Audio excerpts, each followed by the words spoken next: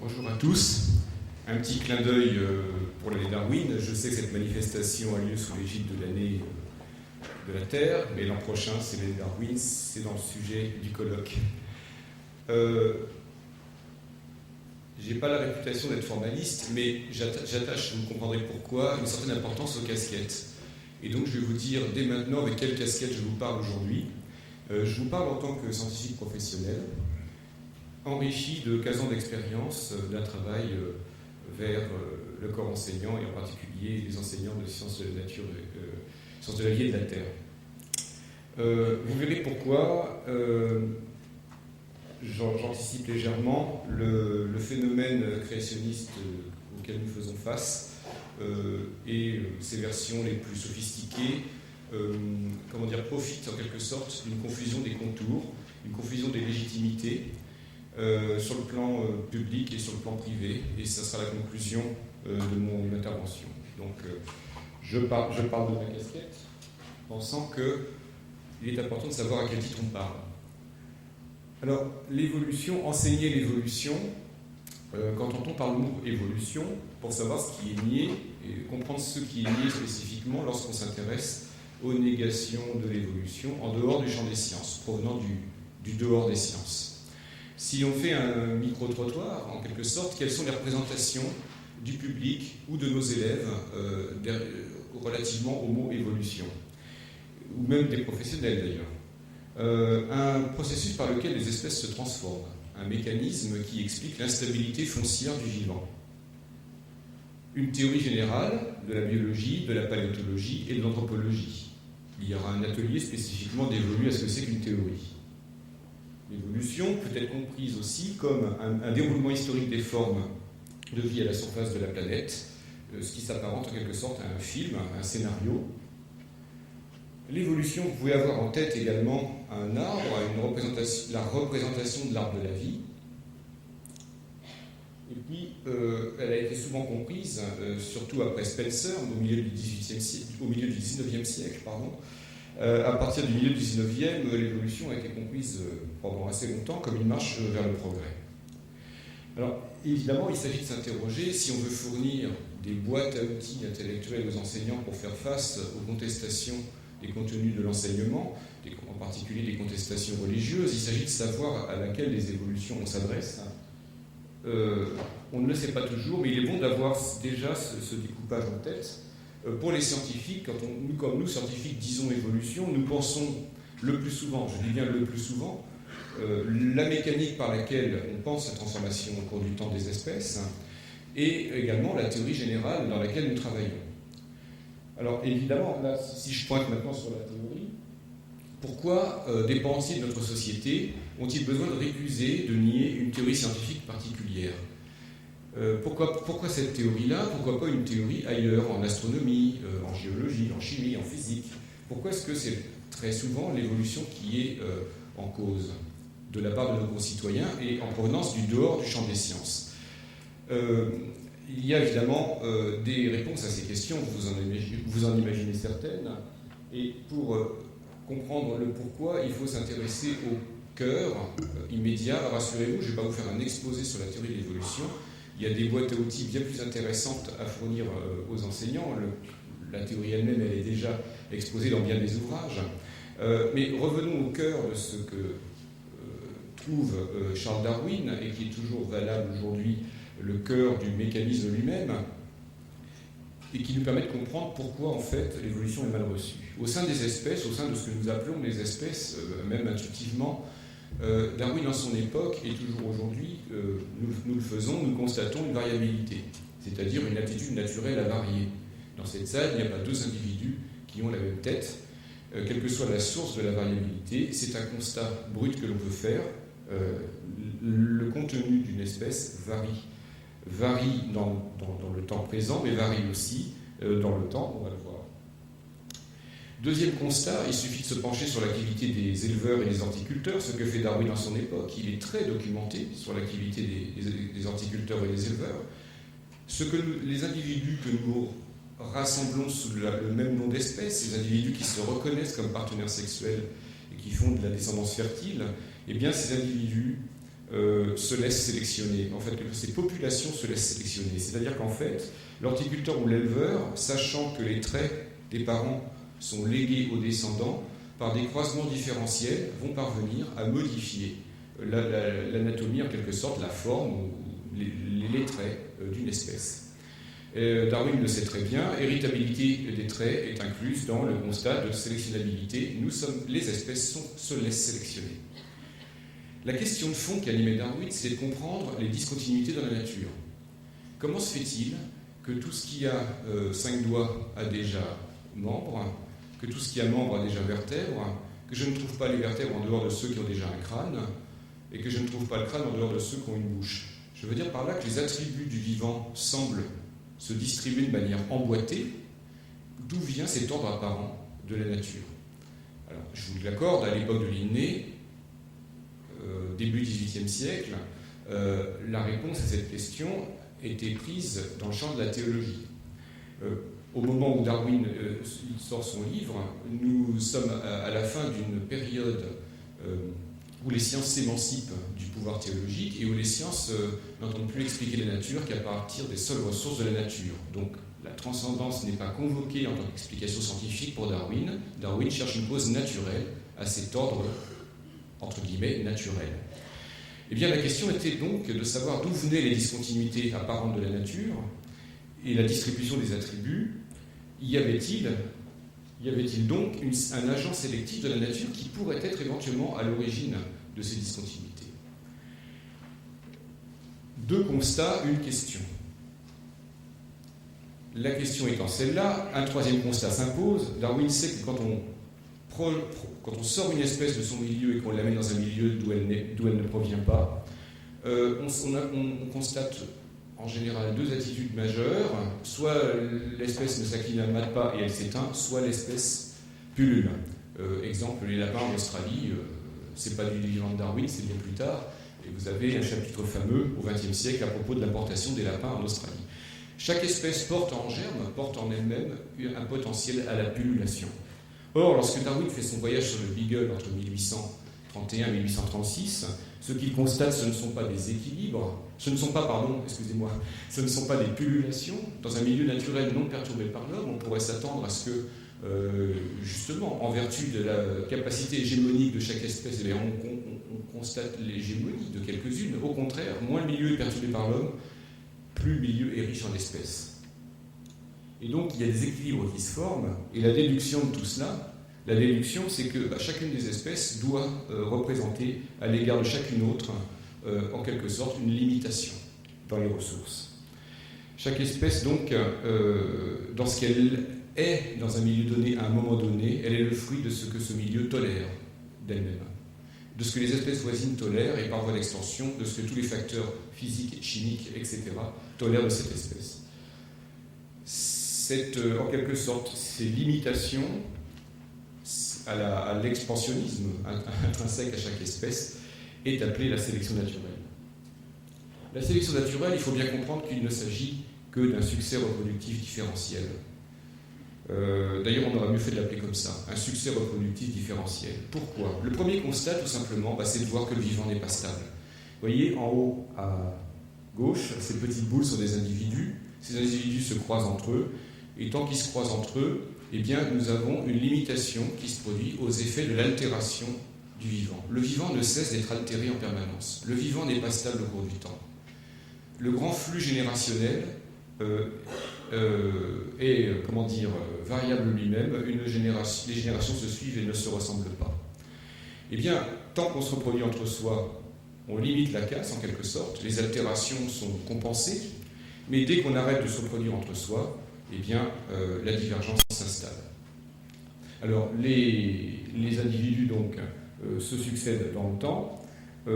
Les variants momentanément avantagés par les conditions du milieu laissent plus de petits à la descendance et donc transmettent leurs traits à la descendance davantage que d'autres variants.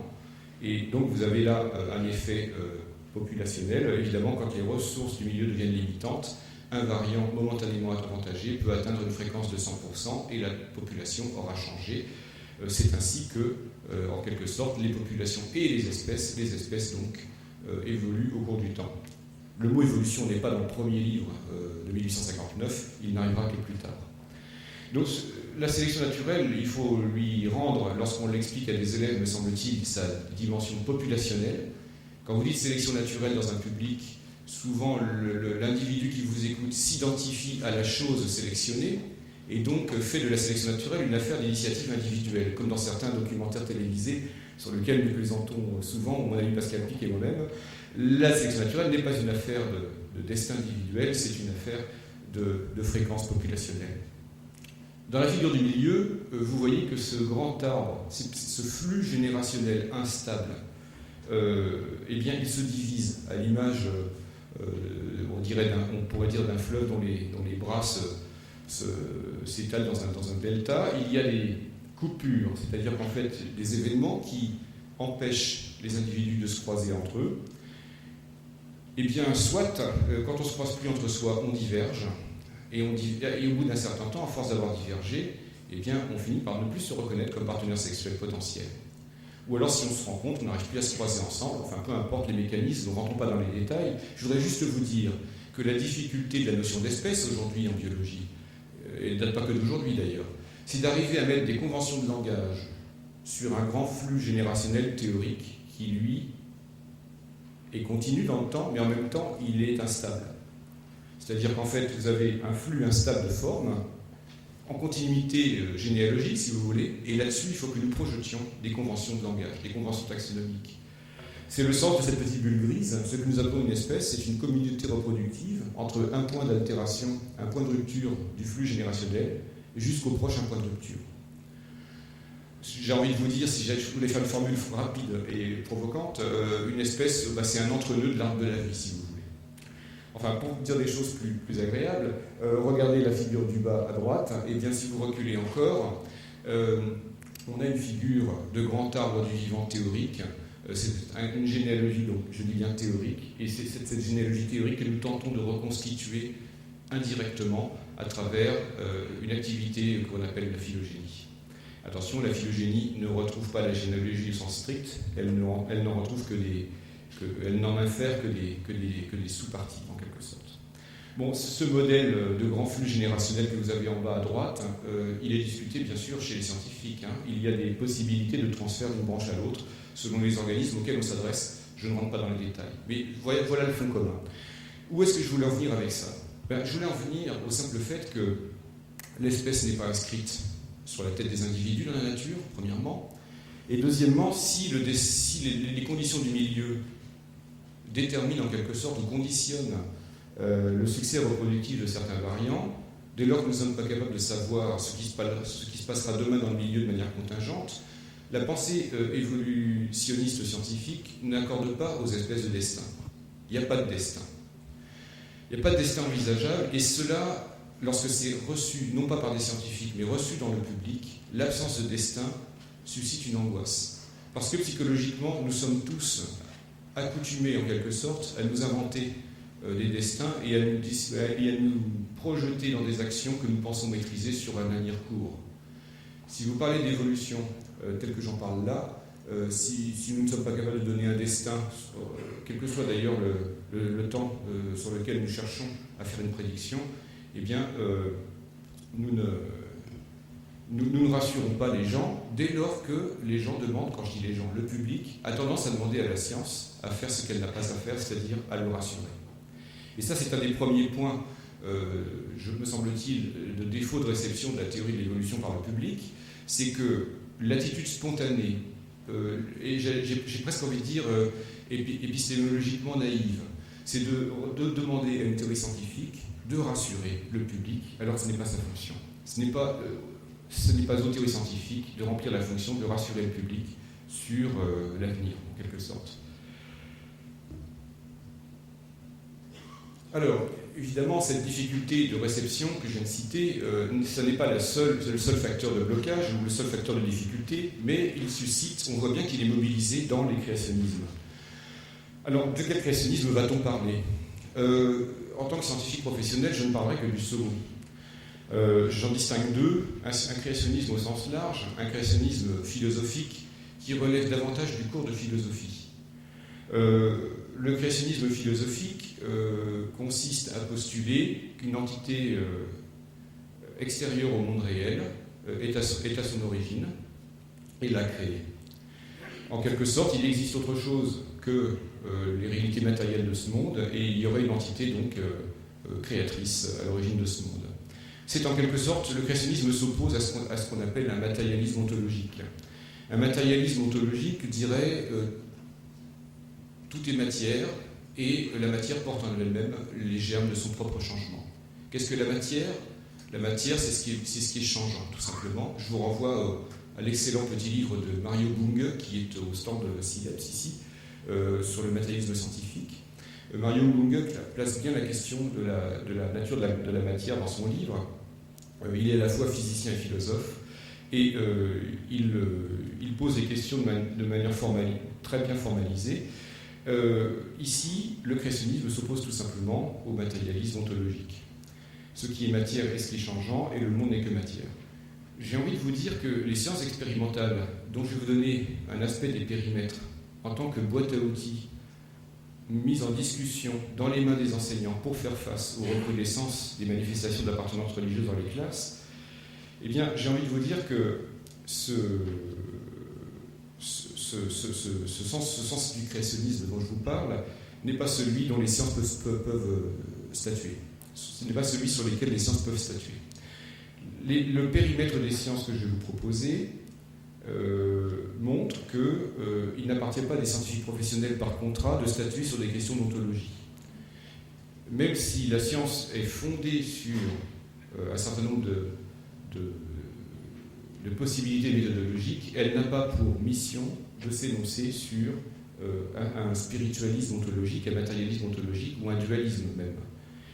Parlons donc en tant que scientifiques des créationnistes au sens restreint, c'est-à-dire les créationnistes qui viennent dans le champ des sciences statuer sur la production des sciences et même sur les méthodes des sciences. Le créationnisme au sens restreint se manifeste dans les journaux, dans vos journaux, de la manière la plus voyante, à travers la négation pure et simple du phénomène évolutif, et prétendent à des théories scientifiques de remplacement. Pensez à la Creationist Science de Maurice Egish, par exemple, ou pensez tout simplement, plus proche de nous dans le temps, à l'intelligent design, au fameux dessin intelligent, qui se présente comme une alternative scientifique à l'explication du monde réel, alternative à la théorie darwinienne de l'évolution, bien sûr. Alors, les créationnismes, comme je vous le disais, le créationnisme philosophique n'est pas dans les mains des scientifiques, dès lors que le contrat des scientifiques n'est que de, en quelque sorte, parler de ce dont ils peuvent parler par voie expérimentale. Par contre, le créationnisme intrusif, celui qui vient légiférer en science, là, les scientifiques sont amenés à les identifier et à les critiquer, bien sûr, parce qu'ils viennent sur le terrain des sciences.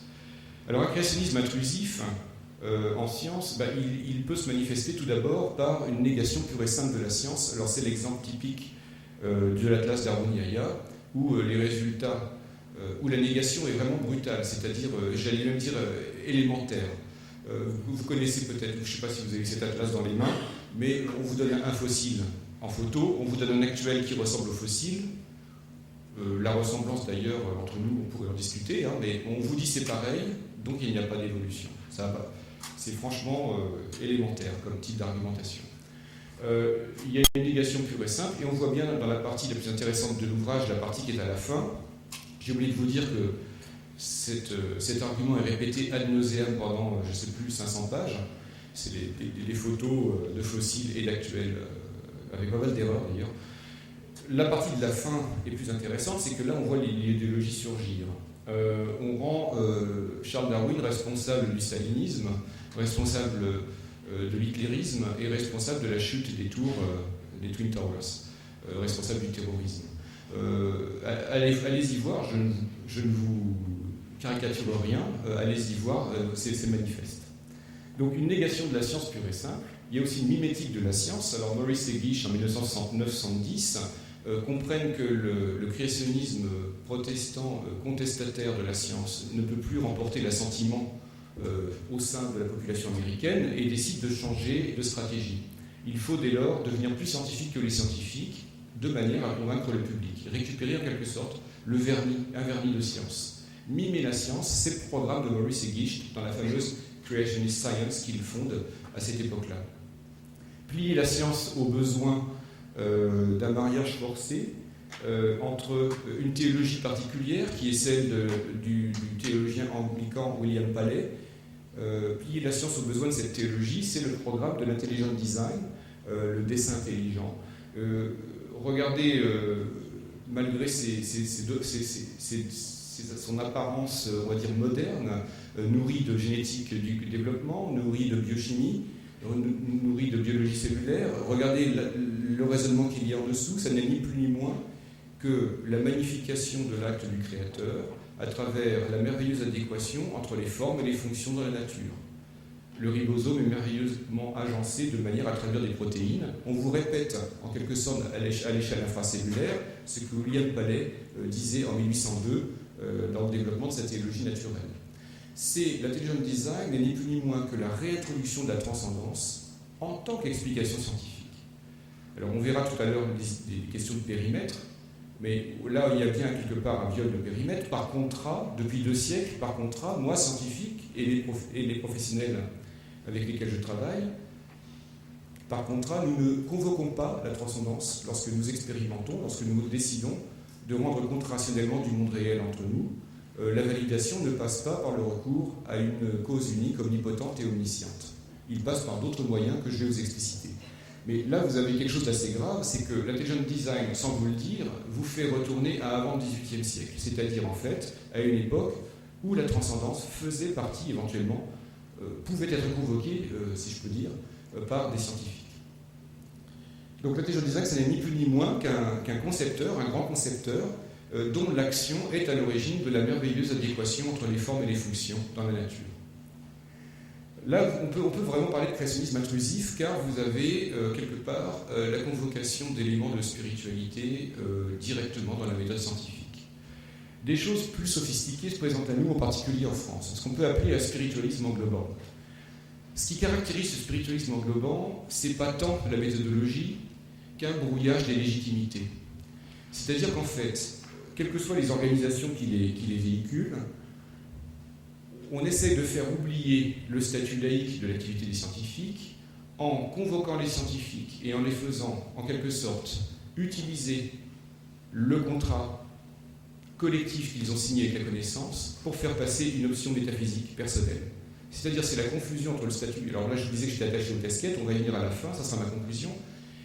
Nous, scientifiques, nous avons collectivement signé un contrat avec la connaissance. Quand je dis collectivement, vous allez voir que l'activité scientifique est vraiment une affaire de validation croisée dans une communauté. C'est une construction collective. L'option métaphysique que vous avez choisie dans le registre du privé n'a pas en principe à être mélangée avec cette construction. Or, les organisations que je vous montre là travaillent au brouillage des cartes. Alors, science et théologie complémentaires, montrées en quelque sorte comme des pièces d'un vaste puzzle. D'accord, la science élabore des connaissances objectives, dit-on, d'accord, mais science et religion, ensemble, peuvent construire quelque chose de plus grand. Pourquoi pas? Mais j'ai envie de vous dire, ceci n'est pas le programme des scientifiques. Par voie de contrat, les scientifiques s'astreignent en quelque sorte à une neutralité métaphysique. Je dis bien sur le plan collectif. Au troquet, tout à l'heure, autour d'un verre, sur le plan privé, je retire ma casquette de scientifique professionnel et à titre individuel, je peux vous dire en quoi je crois. Et je ne me permettrai pas de le faire ici maintenant, au titre sous lequel je parle. Donc, science et théologie complémentaires et convergentes, il y a une construction globale, plus large, dit-on, qu'il faut construire, et on convoque les scientifiques à s'énoncer de manière collective sur cette construction. Et c'est là que le problème à l'égard de la laïcité institutionnelle de notre métier, lié à notre métier, se pose. Alors, voire même dans certaines organisations, incorporation d'éléments de spiritualité dans la démarche scientifique. Donc vous voyez qu'on n'est pas devant un créationnisme unitaire, il a des formes, il est polymorphe ce créationnisme. Le spiritualisme englobant d'ailleurs est davantage un créationnisme philosophique quelque part qu'un créationnisme brutal type Maurice et Gicht, mais on a en quelque sorte une même volonté de plier la science à des besoins qui ne relèvent pas de sa dynamique propre en fait. Dernier élément sur cette taxonomie des créationnismes. Dernier élément, le spiritualisme englobant avance efficacement parce qu'il se présente comme un rempart au créationnisme gros sabot, si je peux dire. C'est-à-dire qu'en fait, autant Intelligent Design que Boris Egish, les gens du spiritualisme englobant disent « Ah non, mais non, nous ne sommes pas de créationnisme. Nous pensons qu'il y a évolution. » Mais la plupart du temps, cette évolution est pensée dans un cadre néo-taillardien, c'est-à-dire qu'en fait, la plupart du temps, pas toujours, hein, mais on voit bien dans certains topos, il y a une évolution, mais quelque part, cette évolution va quelque part. Je vous avais dit tout à l'heure, pas de destin. Alors là, on est en contradiction avec la théorie darwinienne de l'évolution telle que nous la pensons aujourd'hui, en période moderne. Il y a une contradiction. En général, les membres de ces organisations sont évolutionnistes, mais sont anti-darwiniens. C'est-à-dire qu'en fait, ce qui gêne, c'est précisément l'absence de destin, possiblement pensable dans un processus de l'évolution tel que la théorie darwinienne de l'évolution la propose aujourd'hui. Alors on assiste là à un travail en profondeur, idéologique sur les sciences, et si le titre de mon intervention c'est idéologie et sciences, c'est que c'est un des exemples de récupération, en quelque sorte, du travail des scientifiques à d'autres fins que l'avancée des connaissances objectives. Ce travail, il se fait lorsque les forces mercantiles s'emparent des sciences ou de leurs méthodes pour vous vendre un produit, par exemple, ou pour vous donner, en quelque sorte, vous servir une icône de la science de manière à remporter votre assentiment et vous faire acheter le produit. Les crèmes anti-rides à l'ADN végétal sont un exemple typique. Je ne connais pas d'article à ma connaissance faisant état d'une relation de cause à effet entre la présence d'un ADN végétal dans une crème anti-rides et le fait de ne pas avoir de rides. On vous vend du rêve, bien sûr. Force politique, les exemples navrants au XXe siècle, vous les connaissez, l'anthropologie nazie, l'énergie qu'a mis Himmler à récupérer au bénéfice du régime le rejet par la Société américaine de géologie de la dérive des continents. On a fait de Wegener, en quelque sorte, qui était déjà décédé à l'époque, on a fait de Wegener un héros arien qui aurait subi les foudres de la science juive, parce que Wegener n'a pas convaincu de la dérive des continents en son époque. La génétique de Lysenko, triste exemple, je ne vais pas détailler, mais religieuse, on y est, hein, science créationniste, c'est effectivement quelque part une construction idéologique qui se définit par le fait qu'elle plie les sciences et l'histoire à leurs besoins propres. Il y a un antagonisme profond entre les idéologies et les sciences et l'histoire, parce que les sciences et l'histoire, en quelque sorte, révèlent l'idéologie, alors que l'idéologie a besoin de plier ces deux modes de production qui ont leur autonomie dans leur auto-validation.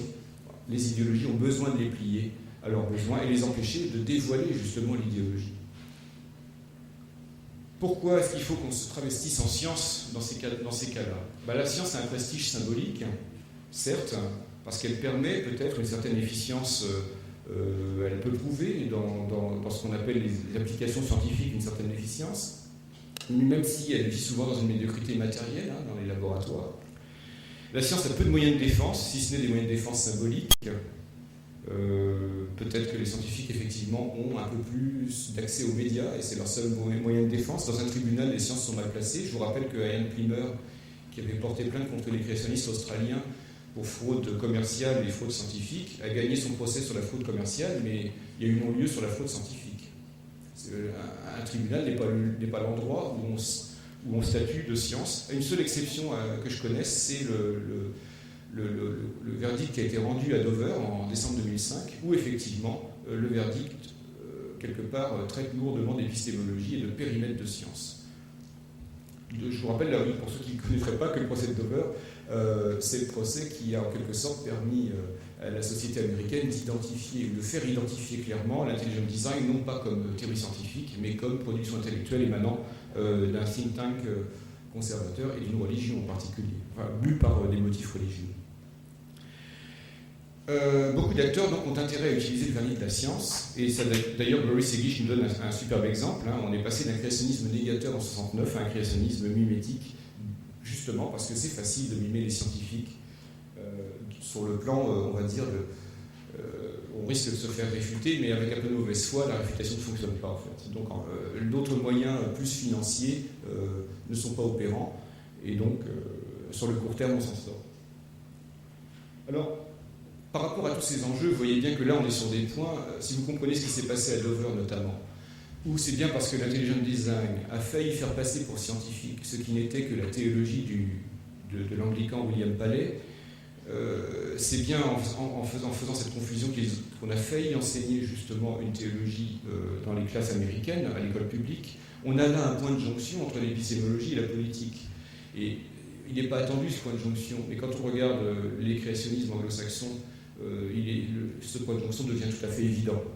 Donc il s'agit de fournir aujourd'hui aux enseignants une espèce de boîte à outils qui permettrait en quelque sorte d'enseigner explicitement un contour des sciences. Alors je vous la propose, cette boîte à outils, elle peut être mise en débat, bien sûr, en discussion pendant ces 2 journées.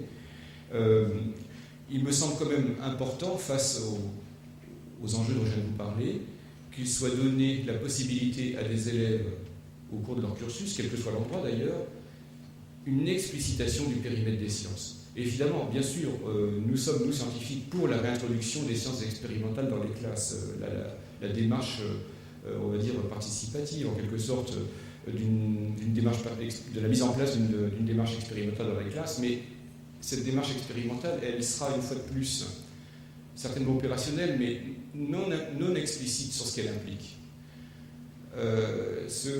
J'aimerais aller un pas plus loin, c'est-à-dire vous proposer une boîte à outils dont j'ai envie de dire qu'elle serait une explicitation du contrat que les scientifiques ont passé avec la connaissance. Et si on a explicité ce contrat, on peut identifier, me semble-t-il, un certain nombre d'assertions comme non scientifiques alors qu'elles tentent de se faire passer pour telles. Hein. Donc cette boîte à outils, je la propose de la communiquer aux enseignants, et prenez le PowerPoint, diffusez-le, il n'y a pas de problème. On est là pour ça. Depuis le XVIIIe siècle, donc quelle conscience réflexive le scientifique peut avoir sur son propre métier? La première prise de conscience réflexive, c'est d'abord de la révolution du XVIIIe. Alors, ça ne s'est pas fait d'un claquement de doigts, mais pour faire bref, depuis le XVIIe et de manière plus affirmée au XVIIIe avec les Lumières, il y a un nouveau contrat que les scientifiques passent avec la connaissance. À partir de ce moment-là, on ne convoque plus d'entités déclarées a priori immatérielles dans le champ d'explication rationnelle du monde réel. On explique la nature qu'à partir des seules ressources de la nature. C'est ce que fait Buffon, par exemple, lorsqu'il fait son expérience sur l'âge de la Terre à Montbard, dans ses forges. Il n'entend plus suivre l'autorité d'un texte pour assigner à la Terre 4000 ans d'âge, mais il entend bien porter à l'état de fusion des sphères de composition contrôlée, en connaissant le diamètre de ces sphères et connaissant le temps qu'il faut pour que ces sphères, à partir d'un état de fusion, atteignent, quant à leur croûte, la température ambiante. On connaît le temps qu'il faut à cette sphère donc pour refroidir. On connaît le diamètre de la sphère. On connaît le diamètre de la Terre. On fait une règle de 3, je simplifie, hein, et on en infère donc un âge pour la Terre. Et Buffon passe bien par une voie expérimentale pour assigner à la Terre un âge, ceci au milieu du XVIIIe siècle. Il a été convoqué par la Sorbonne. On lui a demandé de récuser publiquement les résultats de ses expériences car elles n'étaient pas conformes au texte. Ce que j'ai envie de vous dire tout simplement, c'est que l'effort expérimental n'est concevable que si nous ne faisons plus rentrer dans le champ d'explication scientifique le recours à des entités omnipotentes et sur lesquelles nous n'aurions pas accès par voie expérimentale. Alors la transcendance par exemple, mais aussi l'élan vital, des entités définies a priori comme immatérielles, ne rentrent plus par contrat, dans le champ d'explication scientifique. Ceci implique, évidemment, ceci conditionne l'accès à un but particulier. Qu'est-ce que cherchent à faire les sciences, après tout? Eh bien, il y a la notion de connaissance objective qu'il faut bien essayer de faire passer. Alors, objectif, qu'est-ce que ça veut dire? J'ai envie de vous dire, en tant que scientifique professionnel, dans la vie de tous les jours, c'est que les assertions que vous produisez sont vérifiables, vérifiées ou réfutées par des observateurs indépendants. Il n'y a pas plus grand plaisir pour un scientifique, dans sa carrière, me semble-t-il, que de voir son résultat corroboré par un collègue avec lequel il n'a échangé ni un seul email, ni un seul échantillon. Un collègue à qui on n'a jamais parlé, qui trouve la même chose que vous, mais c'est formidable. C'est le plus grand cadeau qu'on puisse faire à un scientifique dans sa carrière, me semble-t-il. Et notez bien que cette dimension, cette connaissance objective, c'est un pari optimiste parce qu'elle doit être atteinte en dépit, je dis bien en dépit, de la dimension sociale des constructions des savoirs scientifiques, qui n'est pas alliée, bien sûr, et aussi de la dimension historique de l'activité des scientifiques. Cette corroboration, en quelque sorte, elle n'est pas seulement synchrone, elle est aussi diachronique. On peut vérifier ce qu'a dit quelqu'un 50 ans après, 60 ans après. Donc c'est en dépit des difficultés que pose l'exercice de la science en tant que phénomène social qui a sa propre histoire, c'est en dépit de ces difficultés-là qu'on espère tout de même atteindre des connaissances objectives. Donc je ne suis pas en train de vous servir la vision angélique de la science, je suis conscient qu'il y a une dimension sociale, économique et historique dans l'activité des scientifiques, mais malgré tout, le pari, il est au-delà de ça, si vous voulez. Il est même au-delà d'une génération de scientifiques, le pari. Alors, les connaissances objectives, quand je dis objectives et reproduction d'expériences par des observateurs indépendants, vous avez tout de suite compris la dimension collective de la construction des savoirs scientifiques. Il y a véritablement un contrat collectif qui est passé avec la connaissance. Et on va y revenir à la fin, c'est ce contrat collectif qui est violé par, en quelque sorte, les tentatives de spiritualisation de la science aujourd'hui. L'arbitre de cette reproduction d'expérience, il y a un rapport au réel qui est le troisième larron par lequel des interlocuteurs en contradiction vont pouvoir statuer sur des assertions, la validité de l'assertion sur le monde réel. Qu'est-ce qui conditionne l'expérience, les sciences expérimentales? Alors nous voilà dans le dur du sujet, dans le vif de la boîte à outils que je souhaiterais voir un jour peut-être enseigner à des élèves, quel que soit le niveau auquel on l'enseigne, quels que soient les mots avec lesquels on l'enseigne. Je vais vous donner 4 piliers qui sont le minimum, me semble-t-il, en tant que scientifique professionnel, pour qu'on puisse qualifier une activité de scientifique. Vous allez voir que c'est une base très large. Et au moins, je vous le fais en négatif, prenez ces 4 piliers. Si vous en cassez un des 4, il ne peut pas y avoir de science. Prenez-le comme ça, si vous voulez. Et vous allez voir que les créationnismes, dans leur variété, sont tous, en quelque sorte, en train de casser l'un ou l'autre des 4 piliers. Hein. C'est un peu comme une chaise, hein. Vous cassez un pied, la chaise, elle ne tient pas. Alors, le pilier numéro 1, c'est un scepticisme initial sur les faits et leur interprétation. Alors, vous allez me dire, c'est évident. Bah oui, mais rappelons des choses évidentes. Combien de fois les journaux oublient de stipuler que le créationnisme de Maurice et Gish a une programmatique de la découverte? C'est quand même incroyable qu'on ne commence pas par ça. Parce que je vous rappelle que Maurice et Gish, le programme par exemple de 1981, ce qui est à démontrer est écrit dans le programme. Il faut démontrer scientifiquement la création soudaine de l'univers, de l'énergie, de la vie ex nihilo. Il faut montrer scientifiquement l'insuffisance des mutations et de la sélection naturelle pour expliquer le développement de la vie. Il faut démontrer scientifiquement les modifications limitées de type originel de plantes et d'animaux. Il faut, etc., généalogie séparée pour les hommes et les singes, il faut prouver scientifiquement la création récente de la Terre et de toutes les espèces, etc. Ce qui est à découvrir est déjà écrit dans le marbre.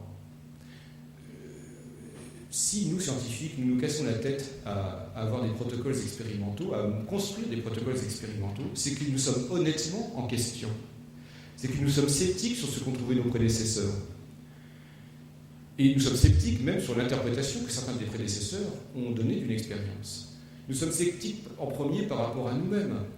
Je regrette une certaine sociologie des sciences qui ne fait que présenter le travail des scientifiques au public comme une course perpétuelle, en quelque sorte, qui consiste à donner raison à des idées préconçues ou à démontrer des idées préconçues. Je m'inscris en faux, je peux vous dire dans mon travail de tous les jours, même si quand vous faites une expérience, il y a un champ des possibles qui s'ouvre devant vous en matière de réponse, je peux vous garantir que ce champ des possibles, même s'il s'ouvre devant vous, n'occulte jamais la possibilité d'une surprise.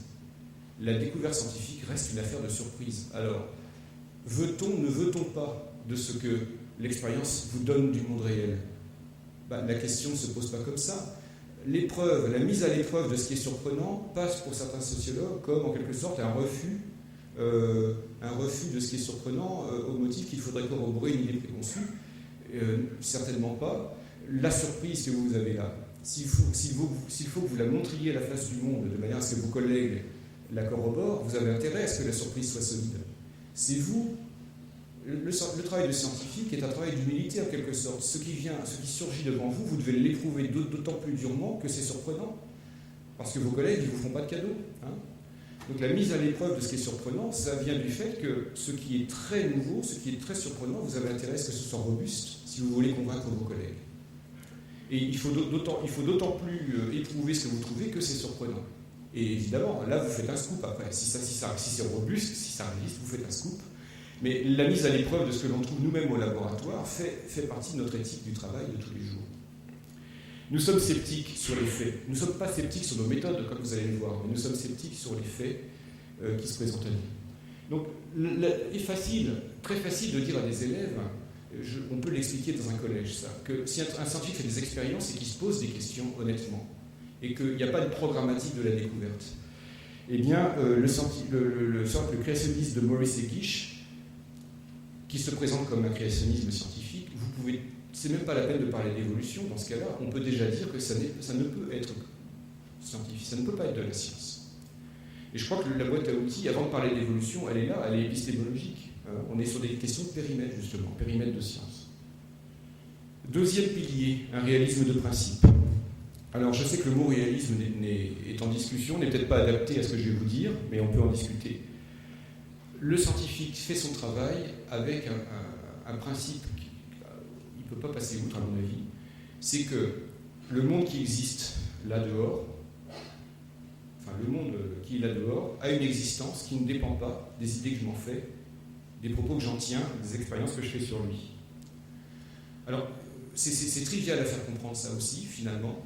C'est que quel sens aurait le souhait qu'un Japonais à l'autre bout du monde corrobore mon expérience si je ne faisais pas le pari que le monde réel se manifeste à l'égard du Japonais de la même façon qu'il se manifeste à mon égard. L'expérience scientifique et le souhait de sa reproductibilité par des observateurs indépendants ne peut pas faire l'économie de ce réalisme-là.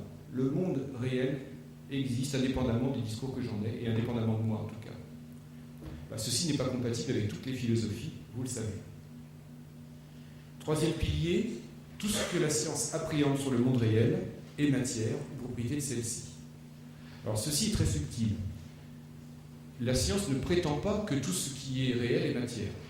Elle n'a pas les moyens. Par contre, ce qu'elle dit, c'est que ce dont je peux m'emparer par voie expérimentale du monde réel, c'est matière ou propriété sophistiquée de la matière.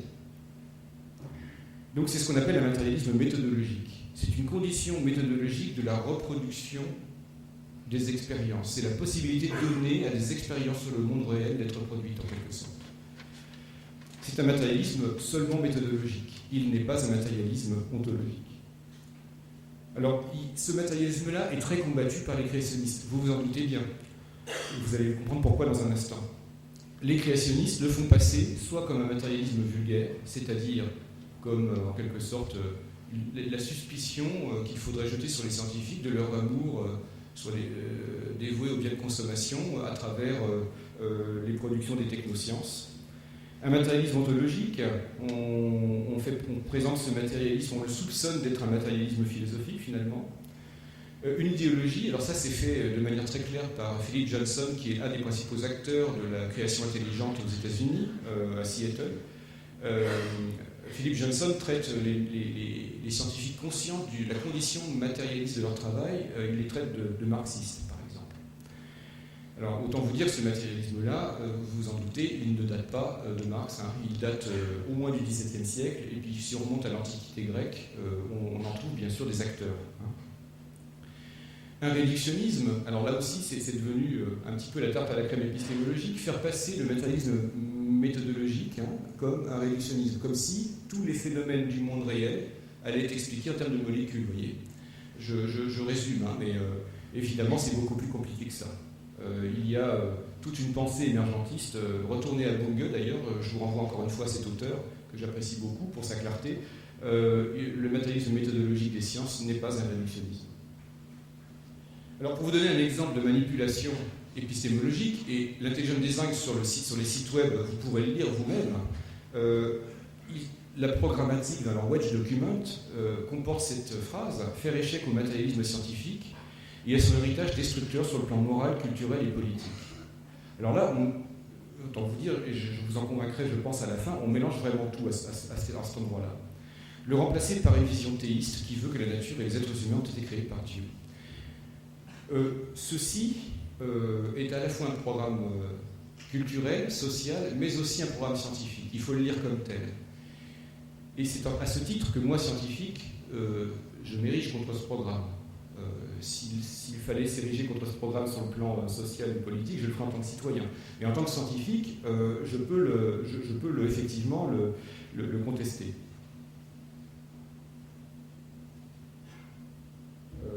Pour la bonne raison que la phrase que vous venez de lire confond une simple condition méthodologique d'accès à des connaissances et les autres termes avec lesquels on pourrait confondre ce mot galvaudé de matérialisme.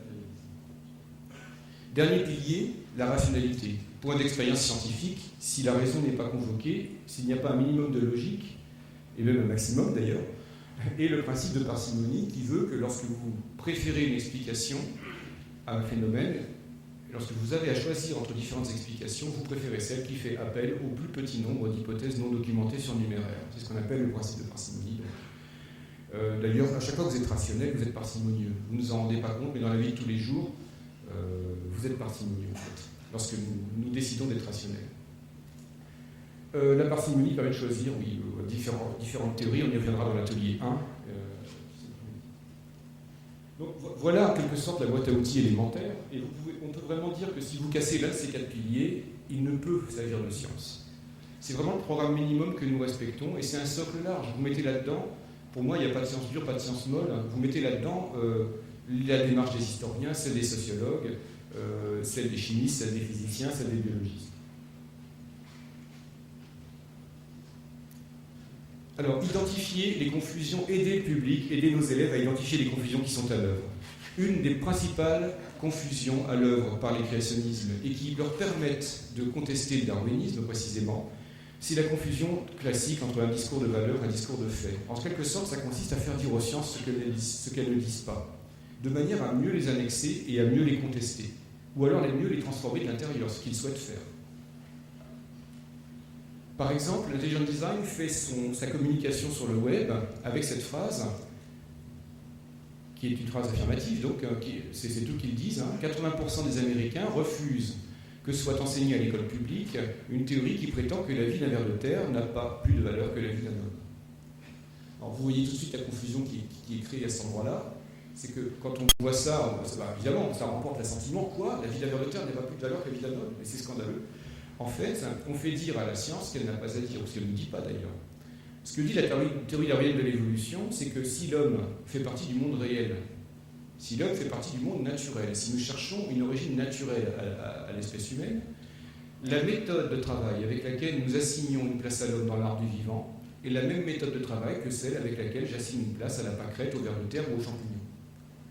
Ce n'est pas un discours de valeur, c'est un discours de méthode. Et on fait glisser, encore une fois, à propos méthodologique, en propos de valeur. Évidemment, ce n'est pas le rôle d'une théorie scientifique que de s'énoncer sur la valeur que nous avons à donner à l'homme. La valeur s'énonce dans d'autres champs, celui de la philosophie, de la religion, pourquoi pas, mais aussi la reine des citoyens. On peut en parler au cours de l'éducation civique, par exemple. Il y a plein d'endroits où il est question de valeur, mais le travail des sciences n'est pas d'asseoir en quelque sorte ou de prendre position sur des questions de valeur. La morue, je vous le fais à chaque fois, la morue est plus apparentée au Saint-Pierre qu'elle ne l'est de la Baudroie. Est-ce que cette assertion est recevable dans le champ des valeurs? Est-ce que cette assertion est morale, par exemple? Alors, c'est pas anodin. Dans une classe, c'est pas anodin cette question-là. Encore une fois, j'ai l'impression de vous dire des évidences, mais c'est loin d'être anodin, parce que quand vous dites que l'homme est un singe dans une classe et que vous ne prévenez pas dans quel contexte vous vous exprimez, encore une fois, tout est une question de contexte et de casquette. Si on ne dit pas dans quel contexte on s'exprime, cette phrase ne passe pas pour la moitié de la classe. Si vous dites l'homme est un animal, la phrase ne passe pas pour la moitié de la classe. Parce que les classes, je ne vais pas vous l'apprendre, le fond culturel majoritaire est détenu par les 3 monothéismes, les 3 religions du texte, et qui s'emploient en quelque sorte à dégrader chez l'homme tout ce qui le renvoie à son animalité et séparer en quelque sorte les fonctions du néocortex du corps, séparation de l'âme et du corps. C'est dur de faire de la biologie contemporaine, je vous l'avoue, dans un contexte culturel tel que celui-là, si on n'a pas fourni les périmètres de science précisément. On parlait de dialogue ce matin, on a cité le nécessaire dialogue entre les sciences et différents types d'assertions sur le monde. Ce dialogue ne peut être fructueux à mon sens que si chacun des partenaires du dialogue a posé des périmètres méthodologiques. Sinon, il se marche sur les pieds. Et c'est là que les conflits arrivent. Donc, contextualisons ce que nous disons. L'homme est un singe, de quoi est-ce que je parle? Je suis en train de blaguer, je fais une insulte, ou est-ce que je suis en science? Commençons par dire, pour les scientifiques, si je suis en science, donc commençons par dire quelle est cette convention taxonomique que j'appelle, par quelle convention taxonomique un singe est un singe? Parce qu'un singe, il convient de le ramener à l'observable. Singe, c'est un mot qu'ont inventé les scientifiques. Entre nous, c'est simiforme, peu importe le mot. C'est un mot qu'ont inventé les scientifiques pour parler de ces animaux qui ont la particularité d'avoir plus de suture, ici frontale, entre les deux os frontaux, mais d'avoir un seul os frontal à l'avant. Il y a d'autres traits, bien sûr, mais je vous n'en cite qu'un. Et si l'homme est rattaché à cette convention taxonomique, c'est qu'il présente, et vous pouvez l'observer, ça, il présente effectivement un seul frontal à l'avant, et pas deux frontaux séparés. Si nous passons par l'exposé de la convention taxonomique, à laquelle ensuite on passe à 20 minutes, une demi-heure d'observation sur différents crânes, dans lequel on aura glissé un crâne de chat, un crâne de chien, pour bien montrer qu'il y a une structure au milieu, un crâne d'homme au milieu des crânes de singe. Si on passe 20 minutes à faire de l'observation, on oublie un temps. C'est comme le dessin, ça. Le dessin c'est naturel. Quand on dessine, on observe et on oublie un temps les représentations qui viennent, dont on hérite passivement, celles qui sont, dont notre culture est chargée. On oublie nos fantasmes, nos rêves, nos représentations et nous nous attachons à ce qui est observable. Et donc, passer par l'observation, sur le plan de la pédagogie, c'est extrêmement efficace pour se débarrasser un moment de ces héritages, pour s'attacher à nommer ce que l'on voit.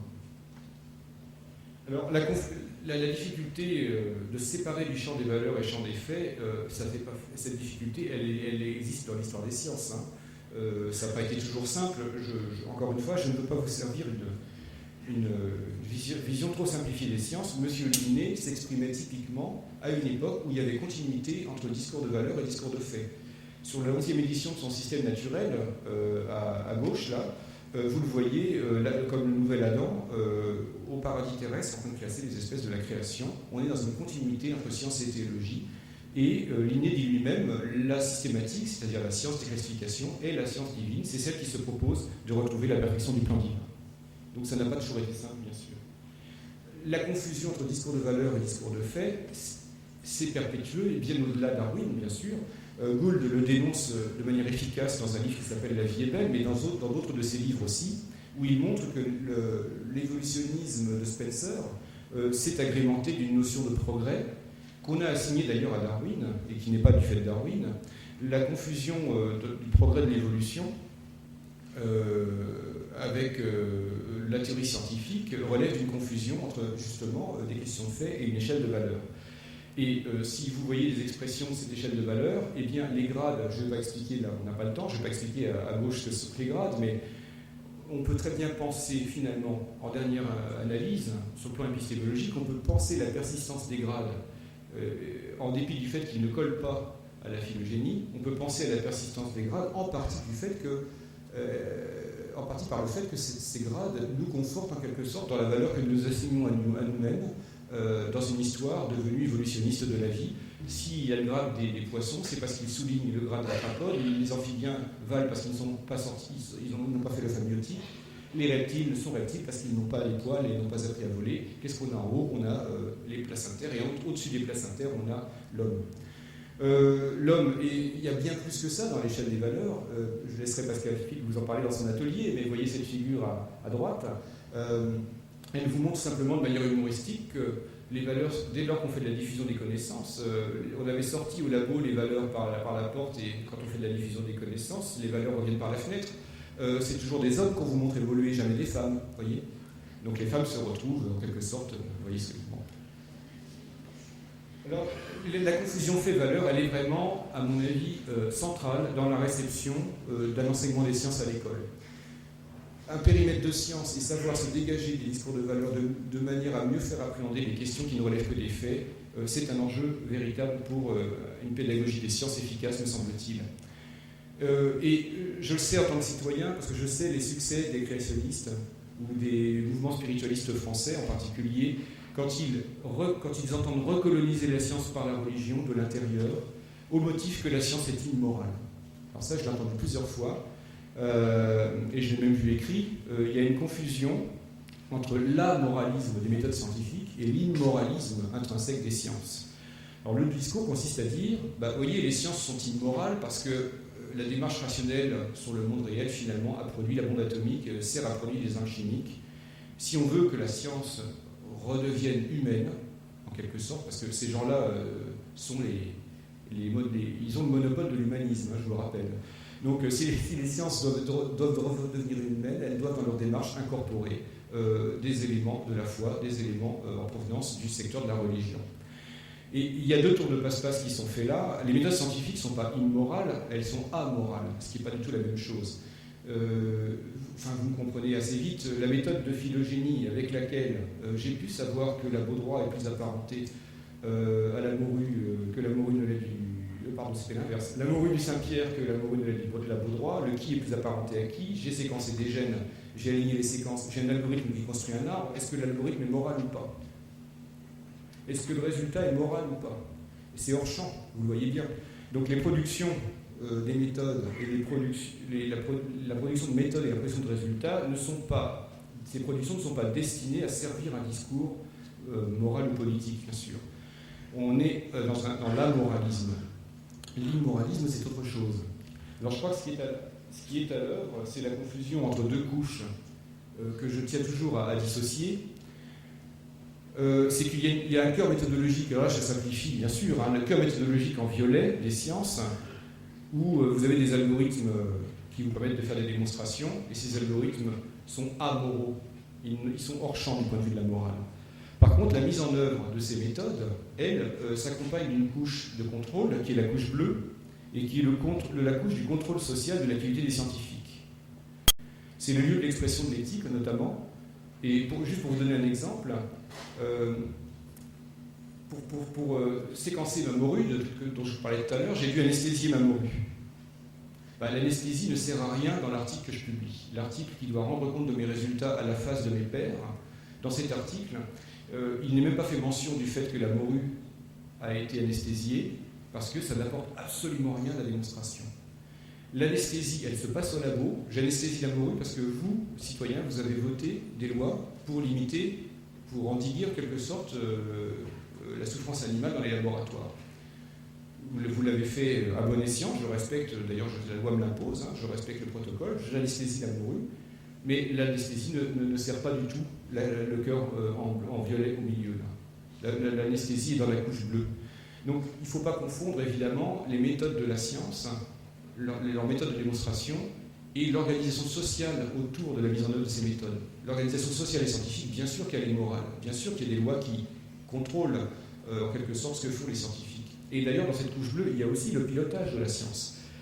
Vous voyez, la bombe atomique, dans les propos qui sont donnés sur la confusion à moralisme et immoralisme, on vous dit que la science est mauvaise parce qu'il y a eu des bombes atomiques, comme si Oppenheimer était parti tout seul dans le désert du Nevada construire un campus avec ses deux petites mains, et comme si, en quelque sorte, la bombe atomique ne relevait que de la démarche rationnelle de la découverte du monde réel.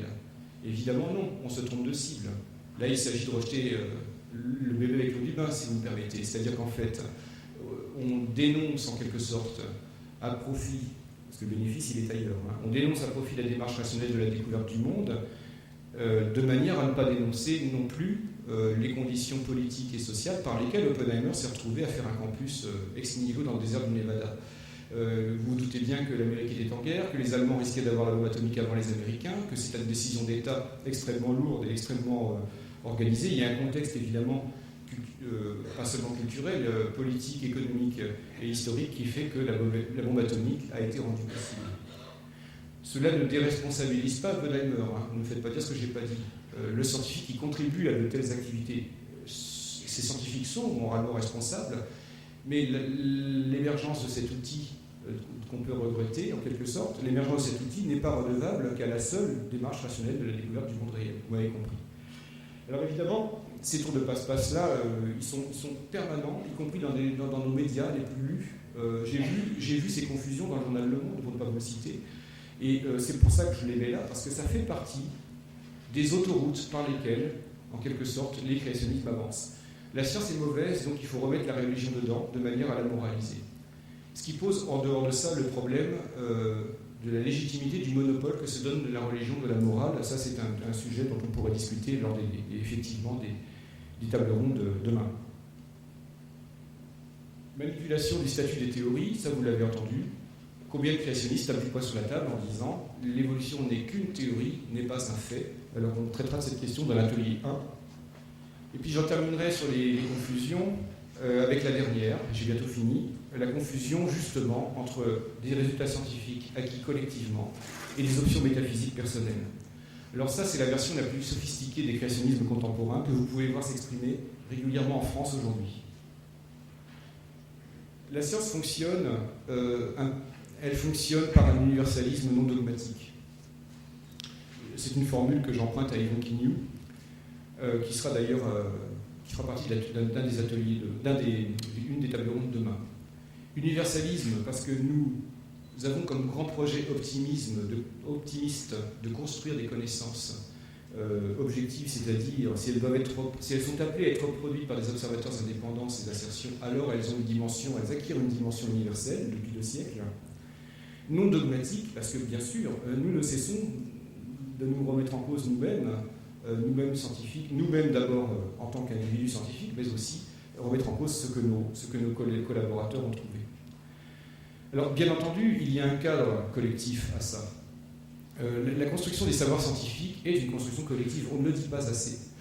J'ai vu une exposition anglaise sur Darwin, qui s'appelle Darwin Now, où Conway Morris, qui est un paléontologue très connu, dit froidement, dans l'exposition, brutalement, la science et la religion ne sont pas incompatibles. La preuve, je suis à la fois paléontologue et chrétien. À mon avis, ce n'est pas du tout une bonne manière de convaincre les gens. Parce qu'on a pris Conway Morris en tant qu'individu et on l'a fait parler au nom d'une communauté. Et à mon avis, là, il y a dérapage. On aurait pu prendre un autre individu et on aurait pu avoir une posture complètement différente. Il y a donc un cadre collectif dans lequel les scientifiques payés par le secteur public, comme je le suis, sont amenés à respecter une neutralité métaphysique. On exige cela des enseignants. Vous ne toléreriez pas que votre enfant ait eu la cours de sciences nat par un enseignant qui a utilisé les sciences naturelles comme casquette pour faire passer, je ne sais pas moi, le bouddhisme ou l'islam, enfin peu importe, faire passer une option métaphysique, une religion particulière. Vous ne le toléreriez pas d'un enseignant. Curieusement, quand les scientifiques commettent la même entorse, personne ne s'émeut. Je trouve ça bizarre. D'autant plus bizarre d'ailleurs que nous, scientifiques, nous sommes en prise directe avec vous les enseignants, et si on est là aujourd'hui, c'est bien pour ça. C'est que cette neutralité métaphysique qui pèse sur notre métier de fonctionnaire d'État, bah, c'est la même que celle des enseignants. Et si nous ne la respectons pas, comment peut-on l'exiger de la part des enseignants? Comment penser à l'enseignement laïque des sciences si les scientifiques se dispensent d'être laïcs eux-mêmes? Il n'y a pas de possibilité, à mon avis, il y a une contradiction ici. Donc, faire respecter le cadre collectif, ça veut dire ne pas confondre les savoirs construits de manière collective avec des observations métaphysiques particulières. Et je peux vous dire que vous avez des organisations françaises à l'œuvre qui s'emploient au contraire, qui font des congrès où les gens viennent à la barre et disent je suis astrophysicien et je suis bouddhiste et je ne vois pas de différence. Il n'y a pas de raison d'occulter ma condition de bouddhiste. Et ils expliquent en quoi le bouddhisme de la personne s'assoit en quelque sorte sur l'appréhension particulière que l'individu fait de l'astrophysique, donc de la matière scientifique. Hein. Donc il y a un cadre épistémologique à ce cadre collectif, scepticisme, réalisme, matérialisme, rationalisme, un cadre politique, laïcité institutionnelle, neutralité morale et politique des fonctionnaires de l'État. Quand je dis neutralité morale du fonctionnaire de l'État en tant que science, vous me comprenez bien, la couche bleue, je la mets en œuvre, bien sûr. Mais je ne prétends pas que la couche violette, que le cœur méthodologique des sciences ait un rapport quelconque avec la morale. Le cadre personnel, il existe toujours, mais il faut le faire identifier comme un cadre personnel. Donc voilà l'affaire des casquettes.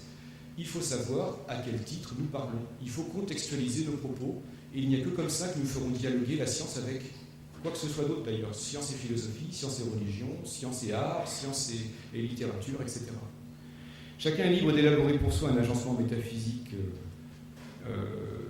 dans la sphère privée, mais cela ne constitue en rien une connaissance objective. Or, ce que les entreprises spiritualistes françaises et américaines à travers la John Templeton Foundation tentent de faire aujourd'hui, c'est précisément de créer la confusion. C'est-à-dire, en fait, de taire en quelque sorte la dimension collective du travail des scientifiques pour que des connaissances objectives puissent, en quelque sorte, à titre collectif, être le promontoire d'une option métaphysique particulière. Ceci nous renvoie, et j'en terminerai là, dans un rapport entre science et philosophie, et c'est bien le sujet des tables rondes qu'on aura à voir plus tard. Un matérialisme philosophique a permis d'émanciper les sciences politiquement au XVIIIe siècle, ça on le sait sur le plan historique, mais en retour, la science ne doit rien à aucune philosophie. En quelque sorte, la science ne produit rien sur commande, ni pour la morale, ni pour la politique, ni pour la philosophie. Je vais juste vous faire une anecdote pour que vous compreniez de quoi il s'agit. On ne produit rien sur commande. Il y a eu des gens dans les années 80 qui ont dit il ne faut pas être raciste parce que les sciences ont montré que les races n'existaient pas. Eh bien, pour moi, scientifique, il n'y a pas plus mauvaise raison de ne pas être raciste. Parce qu'elle crée la confusion entre quelque chose qui a le statut de fait et quelque chose qui a un autre statut dans le champ moral et politique. Inverser la proposition, si les sciences avaient dit que les races existent, alors faudrait-il être raciste pour autant? En fait, les bonnes raisons de ne pas être raciste, elles ne sont pas à trouver dans le résultat des sciences. Les bonnes raisons, elles sont à trouver dans l'arène des citoyens. Discutons entre nous, citoyens, quelles sont les bonnes et les mauvaises raisons qu'il y a à donner un statut politique à différentes personnes en fonction des races. Donc les sciences ne produisent rien sur commande. Si demain il est dit qu'il y a des races, alors? Et alors, le problème du racisme reste un problème moral et politique, ce n'est pas un problème des scientifiques. Les sciences donc opèrent une contrainte passive. J'entends par là qu'elles posent quelque chose sur la table, c'est quelque chose qui n'a pas été produit à dessein, ni pour aucun régime politique, ni pour aucune religion, ni pour une morale particulière. Mais ce qui est là posé sur la table, il a eu sa procédure d'auto-validation. Cette entité a été, en quelque sorte, est autonome pour sa validation propre, et dès lors, elle constitue en quelque sorte une contrainte passive, libre à toute philosophie d'en tenir compte ou non, libre à toute religion d'en tenir compte ou non. J'en ai fini. Il me semble que la réception des critiques non scientifiques de l'évolution dépend largement de ce que l'on sait des méthodes et des raisonnements de la science.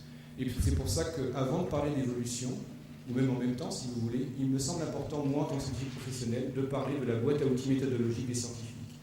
Car vous comprendrez que les récusations de l'évolution, au-delà d'être une récusation du fait évolutif, les récusations de l'évolution sont d'abord des perversions épistémologiques, si vous me permettez. On fait dire aux scientifiques ce qu'ils ne disent pas, de manière à mieux pouvoir les critiquer.